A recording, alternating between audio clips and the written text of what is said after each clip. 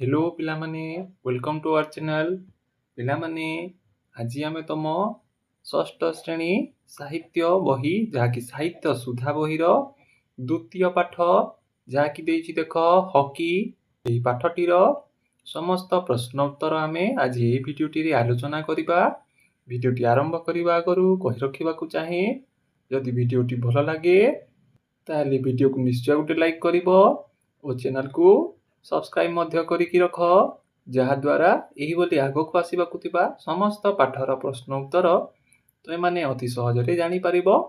तेरे चल आज भिडियो तुम द्वितीय पाठ हॉकी समस्त प्रश्न उत्तर आलोचना करवा। तुम प्रश्न उत्तर विभागटी देख पाठ अंतर्गत है तुम प्रश्न उत्तर विभागटी प्रथम सेक्शन देख मो बुझीबारे यार क नंबर टी कही देख निम्न दि जाइथिबा प्रश्न गुड़िकर ठीक उत्तर पाखरे तारा चिन्ह दियो है जो उत्तर टी ठीक ता पाखरे हमकु एही तारा चिन्ह देबाकू पड़िबो। देखिबा प्रथम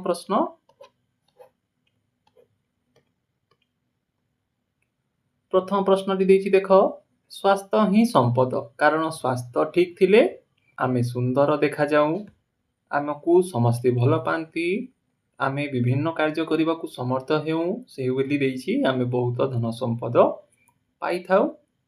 ताहले यार तुम सठिक आंसर टी जाउछि आमे विभिन्न कार्य करने को समर्थ हेउथाउ हला सेति पई कहिछि स्वास्थ्य ही संपद। ताहले तुम एठारे स्टार चिन्ह टी बनैबो हला से बोल देखबा। नेक्स्ट 2 नंबर प्रश्न टी 2 नंबर प्रश्न टी पचारिछि देख लोक माने मेजर ध्यानचंद को हॉकी रो जादूकर बोली आख्या देउथिले कारण यार कारण कोन हिथि पारे रे ऑप्शन गुडी को देछि देख लोक माने ध्यानचंद को बहुत भल पाउथिले से बोली। नेक्स्ट ऑप्शन देछि तांको हॉकी बाड़ी रो अनन्य वैशिष्ट्य थिला से बोली हॉकी रे से चमकप्रद खेल खेलुथिले से बोली से भारतीय हॉकी दल रे नेतृत्व नेथिले। ताले तुम सठिक आंसर टी जाउछि हॉकी रे से चमकप्रद खेल खेलुथिले। ताले तुम एठारे स्टार चिन्ह टी बनैबो हला। देखिबा भी तुमरो नेक्स्ट प्रश्न यह 3 नंबर प्रश्न रो कोनोसी उत्तर लिखिबा को पड़िबो नाही उक्त उत्तर गुडी को काहे कि बाछिलो ताहार कारण तुम सांग मानक सह आलोचना कर यार कोनोसी उत्तर लिखिबा को पड़िबो नाही। नेक्स्ट देखिबा मिलीमिशी जोड़िबा। नेक्स्ट प्रश्न बा नेक्स्ट सेक्शन टी अछि मिलीमिशी जोड़िबा। एटा देख प्रथमे किछिटी शब्द दिया जाइछि एपटे तार अर्थ किंबा प्रसंग व्याख्या हला एबे देखिबा प्रथम शब्द टी देछि देख झांसी हला झांसी कहा सहित संपर्कित हेबरे झांसी हेबो तमरो हॉकी खेलाली ध्यानचंद को जन्म स्थान हेउछि झांसी। ताले तुमे या को आनी 1 नंबर शब्द को आनी 3 नंबर सहित जोड़िबो सेही बोली हॉकी स्टिक का को कहा जाय रे एटा देख 1 नंबर देछि हॉकी खेलाली हाथ रे धरी खेलुथुबा बाड़ी को बुझाए हला हॉकी स्टिक हे जाउछि तमरो हॉकी खेलाली हाथ रे धरी खेलुथुबा बाड़ी को बुझाए। ताले तुमे या को आनी एठारे जोड़िबो सेही बोली टोकियो देछि रे टोकियो कोन हितिबो तमरो टोकियो तमरो हितिबो एक शहर बा जापान रो राजधानी हला एठारे देछि देख ताले तुमे 3 नंबर को आनी 6 नंबर सहित जोड़िबो से बोली व्यायाम कोन हितिबो रे व्यायाम कले कोन हेबो एठारे देख 2 नंबर रे देछि व्यायाम नियमित शारीरिक अंग चालनार कौशल हला व्यायाम कोन रे शारीरिक अंग चालनार कौशल बा एक्सरसाइज।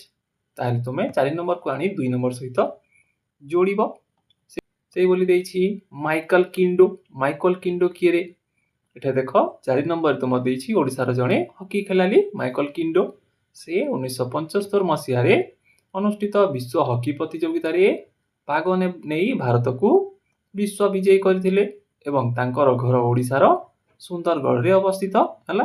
ताले तुमे 5 नंबर को नेई 4 नंबर सहित जोड़िबो से बोली।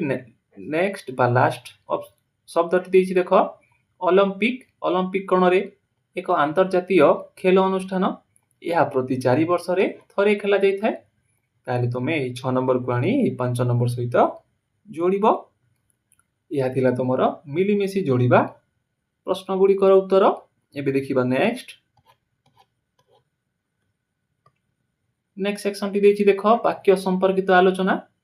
ଉକ୍ତ ବିଷୟରୁ ମନୋନୀତ କିଛି ବାକ୍ୟ ନିମ୍ନରେ ଦିଆଯାଇଛି। ଏଠାରେ ଦେଖ 2ଟି ବାକ୍ୟ ଦିଆଯାଇଛି।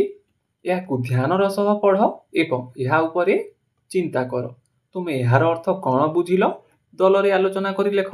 ହେଲା, ପ୍ରଥମ ବାକ୍ୟଟି ଦେଇଛି ଦେଖ ସ୍ୱାସ୍ଥ୍ୟ ଆମର ଅମୂଲ୍ୟ ସମ୍ପଦ।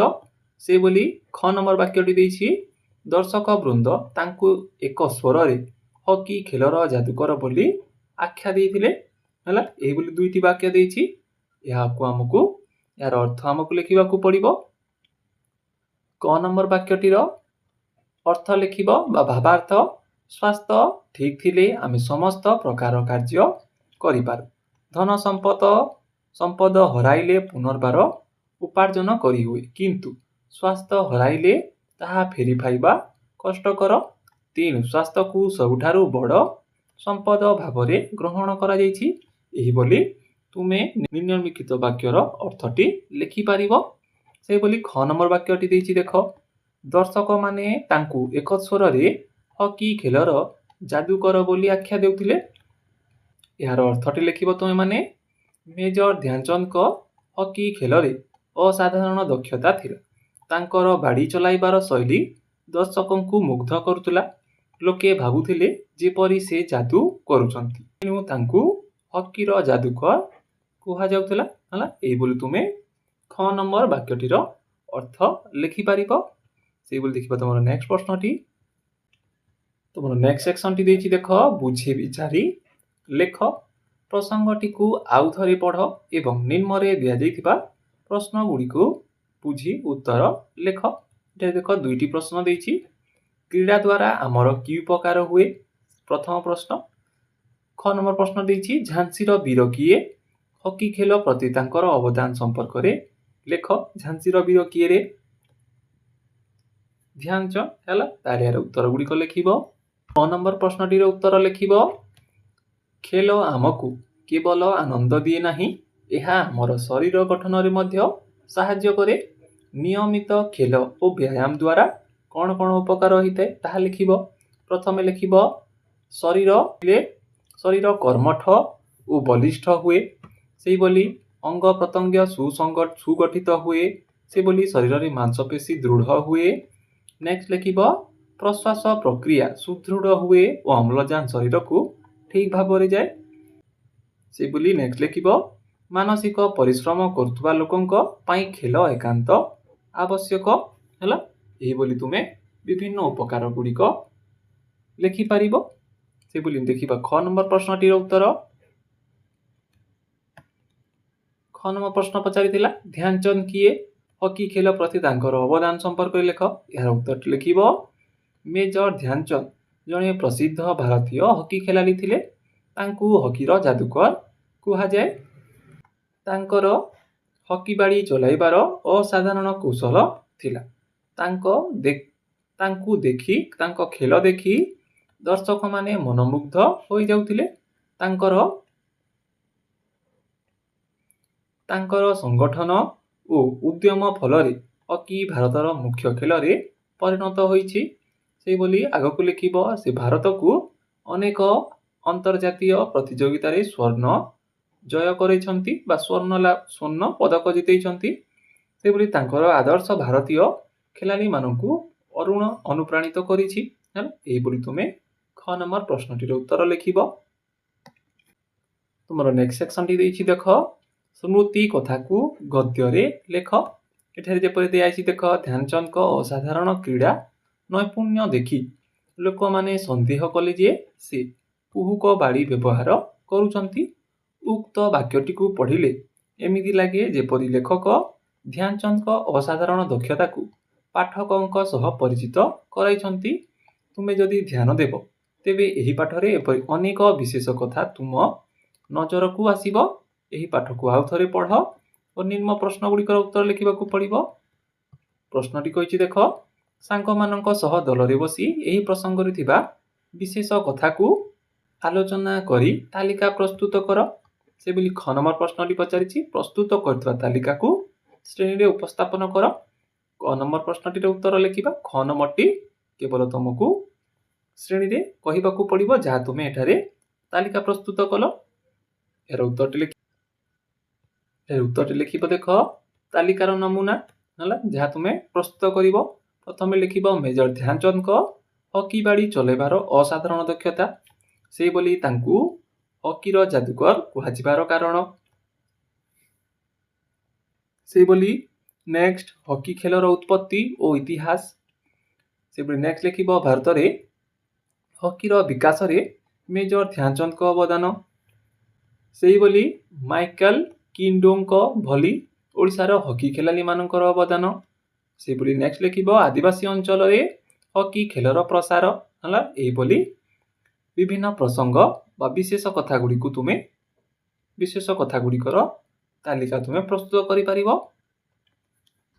तुमर नेक्स्ट सेक्शन टी देछि देखो जोड़ी शब्द क नंबर पचारिछि आम्भे माने मने रखिबा जे खेली खेली अत्यधिक हाली हेबा पर्यंत खेलिबा उचित नुहे हला एही वाक्य रे खेली खेली एठा देखो खेली खेली वाक्यटी व्यवहार होइछि गोटिए जोड़ी शब्द जेउथिरे गोटिए शब्द को दुई थर व्यवहार करा जाइछि याकू कोन कहा जाय रे जुग्म शब्द एही परि हम मानकू पांचटी जुग्म शब्द लिखिबाकू पड़िबो ताले लिखिबो तुमे पांचटी जुग्म शब्द एही बोली तुमे पांचटी जुग्म शब्द लिखि परिबो प्रथमे लिखि परिबो चाली चाली देखी देखी हसी हसी पुणी लिखि परिबो खाई खाई पढ़ी पढ़ी हला बा धीरे धीरे हला एही बोली तुमे जुग्म शब्द गुड़िक लिखि परिबो ख नंबर पचारिछि देखो हकी खेल रे नियम कानून प्रस्तुत होइता एही वाक्य रे मध्य तुमे गोटे जुग्म शब्द देखि पारुछ किंतु एही जुग्म शब्द रे दुईटी जाक शब्द भिन्न अटे हला समान अर्थ अर्थात समान नुहंती तो माने एबरी पांचटी जुग्म शब्द लेख जेउथे दुईटी जाक शब्द भिन्न होइथिबे देखो नियम कानून हला एठारे जुग्म शब्द गुडी को लिखिबो तुमे माने जेपरि के लिखि परिबो बाट घाट हला बाट घाट हला सेही बोली लिखि परिबो तुमे रत्न नेक्स्ट लिखिबो बड़ सान से बोली नेक्स्ट लिखिबो हणा मरा ओ लिखिबो तुमे किना बिका हला किना बिका ए बोली तुमे पांचटी जुग्म शब्द लिखि पारिबो से बोली देखिबा ग नंबर प्रश्नटी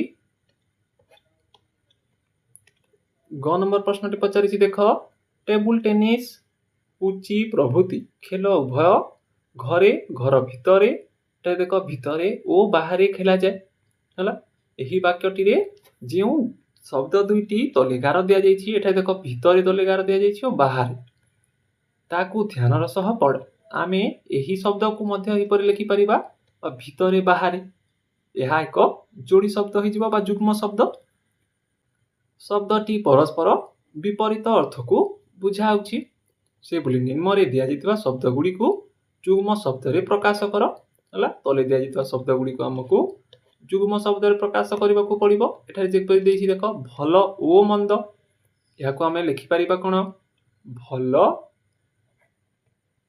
भलो मंद हला ओ को हटेई हमें भलो मंद लिखि परिबा से बोली राजा ओ प्रजा कोन हि जिबरे राजा प्रजा हला एही बोली हमें लिखि परिबा से बोली आकाश ओ पाताल लिखि परिबा हमें आकाश पाताल हला सेही बोली गुरु ओ शिष्य को कोन हि जिबरे गुरु शिष्य हला एही बोली तुमे लिखिबो से बोली आय व्यय को लिखिबो आय व्यय हला एही बोली तुमे लिखिबो से बोली जन्म ओ मृत्यु को लिखि परिबो तुमे जन्म मृत्यु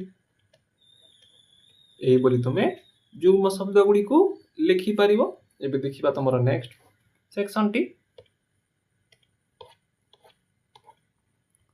तुमर नेक्स्ट सेक्शन टी देछि देख कथा उपरे गुरुत्व ध्यानचंद ही आम क्रीड़ा जगतर एक अमलिन प्रतिभा से बोली ध्यानचंद आम क्रीड़ा जगतर एक अमलिन प्रतिभा है एठारे देख दुईटी वाक्यर पार्थक्य रही है उभय वाक्यर अर्थ समान हेले लेखा भिन्न अटे से बोली एठारे देख पचारि ए दुईटी वाक्यर कौन पार्थक्य रही एप्रति ध्यान दियो कुह ठीक भाव चिन्हट कर द्वितीय वाक्य गोटे शब्द कम अच्छी एठारे देख ही वाक्यटी है एठारे नाही है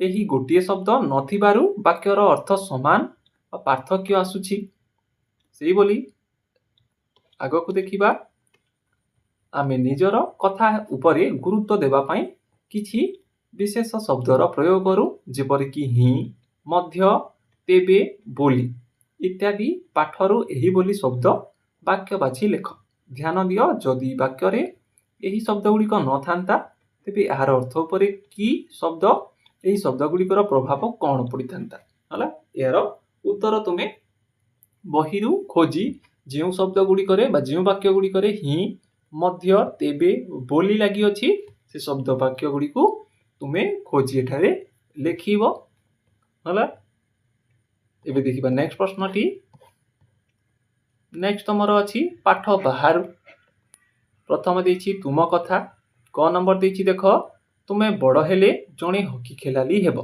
तेणु हॉकी खेलर नियम गुड़िक लेख एटा तुमे हॉकी खेलर नियम गुड़िक लेखिबो हॉकी खेलर नियम गुड़िक लेखिबो प्रथमे लेखिबो हॉकी खेल रे दुईटी दल थाए प्रत्येक दल रे 11 जन खेलाली रहंती हला एहा होची प्रथम नियम से बोली नेक्स्ट लेखिबो खेलाली माने हाथ रे हॉकी स्टिक धरी खेलंती हॉकी खेल पई हॉकी स्टिक दरकार से बोली 3 नंबर लेखिबो स्टिक साहाय्य रे बॉल गड़ाई गड़ाई प्रति पक्ष दलर गोल पोस्ट रे प्रवेश करबा को पड़े हला बा करबा को हुए से बोली नेक्स्ट लेखिबो बॉल शरीरर कोनोसी अंग जेपरि कि हाथ पाद द्वारा स्पर्श करबा निषिद्ध हला तुमे कोनोसी निज हाथ पा पाद रे ताकू स्पर्श करि परिबो नाही से बोली नेक्स्ट लेखिबो बॉल ऊपर को उठाइबा अनुमति नाही हला बॉल को तुमको तले ही खेलिबा को पड़िबो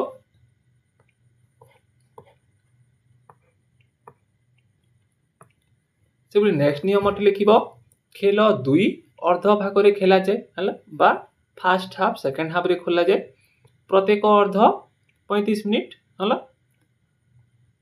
विभिन्न प्रतियोगिता रे भिन्न होई पारे केउठारे 35 मिनिट कोठारे 40 मिनिट मध्य होई थारे कोठारे 45 मिनिट मध्य होई जाई पारे से बोली नेक्स्ट नियमटी लिखिबो जेउ दल अधिक गोल करे से विजयी हुए हला ए बोली तुमे नियम गुड़िक लेखि पारिबो एबे देखिबा तमरो ख नंबर प्रश्नटी ख नंबर प्रश्नटी पचारि देख तुमको केउ खेल एवं केउ खेलाली सबठारु भल लागंती ओ काहे की हला यार उत्तर तुमे निजे लिखिबो तुमको केउ खेल भल लागे ओ से खेलर किए केउ खेलाली भल लागंती ओ काहे की भल लागंती हला या तुमे निज अनुଯାयी उत्तरटी लेखिबो हला एबे देखिबा नेक्स्ट सेक्शन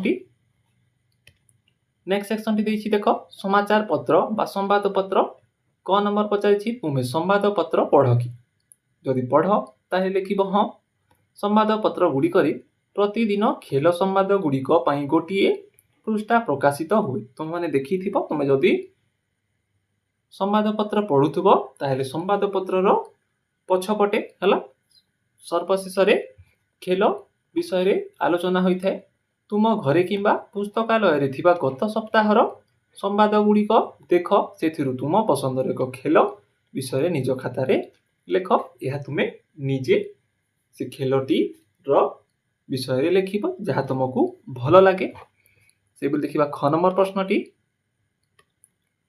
प्रश्नटी पचारिछि देख मने कर तुमे जणे खेल सांबादिक एवं कोनोसी एक खेलर सीधा प्रसारण तुमे करिबो निज सांग मानक सह मिसी खेलर सीधा प्रसारण पई एक विवरणी प्रस्तुत कर एठारे देख सूचना देछि एही कार्य रे तुमे आकाशवाणी किंबा दूरदर्शन प्रसारित हेउतबा प्रसारण शैलीर उपयोग କରିପାରିବ। ଜଣକ ପରେ ଜଣେ ତୁମ ଦଳର ସମସ୍ତ ପିଲା ଡେସ୍କ କିମ୍ବା ଚେୟାରରେ ବସି କୌଣସି ଏକ ଖେଳର ଧାରା ବିବରଣୀ ଦେବାରେ ଅଭିନୟ କରିବେ ବା ତୁମେ ଏଠାରେ କମେଣ୍ଟ୍ରି ଦେଖିଥିବ ପିଲାମାନେ କୌଣସି ଖେଳ ଚାଲିଥିବା ସମୟରେ କମେଣ୍ଟ୍ରି ଚାଲିଥାଏ, ତାହେଲେ ସେଇଭଳିଆ ତୁମେ କମେଣ୍ଟ୍ରି କରିପାରିବ। ଏହିଭଳି ତୁମେ ବିବରଣୀ ବା କମେଣ୍ଟ୍ରି କରିପାରିବ। ଯେପରିକି ସୁସ୍ୱାଗତମ ପ୍ରିୟ ଦର୍ଶକମାନେ, ହେଲା ଆଜି ଆମେ ଆପଣମାନଙ୍କୁ ନେଇ ଆସିଛୁ ଭାରତ ଓ ଅଷ୍ଟ୍ରେଲିଆ ମଧ୍ୟରେ ହେଉଥିବା ହକି ମ୍ୟାଚ୍ର ସିଧା ପ୍ରସାରଣ। ଭାରତ ଟସ୍ ଜିତି ପ୍ରଥମେ ବଲ୍ ପ୍ରାପ୍ତ କରିଛି। ଖେଳ ଆରମ୍ଭ ହୋଇଛି। ହେଲା ଭାରତର ଅଗ୍ରଣୀ ଖେଳାଳି ବଲ୍ ନେଇ ପ୍ରତିପକ୍ଷ ଅର୍ଦ୍ଧରେ ପ୍ରବେଶ କରିଛନ୍ତି। ଏକ ସୁନ୍ଦର ପାସ୍, ବଲ୍ ଗୋଲ୍। ହେଲା ଏହିଭଳି ତୁମେ କମେଣ୍ଟ୍ରି କରିପାରିବ। ସେଭଳି ଲେଖିବ ଗୋଲ୍ ଅଞ୍ଚଳରେ ପହଞ୍ଚିଛି, ଷ୍ଟ୍ରାଇକର ଶକ୍ତ ମାର କରିଛନ୍ତି, ଗୋଲ୍ ଭାରତ ପ୍ରଥମ ଗୋଲ୍ କରିଛି, ଦର୍ଶକମାନେ ଉତ୍ସାହରେ ପ୍ରଫୁଲ୍ଲିତ। ଏହିଭଳି କମେଣ୍ଟ୍ରି ତୁମେ କରିବ ବା ତାର ବିବରଣୀଟି ଲେଖିବ। ହେଲା ନେକ୍ସଟ ସେକ୍ସନଟି ଦେଇଛି ଡାଏରୀ ଲିଖନ।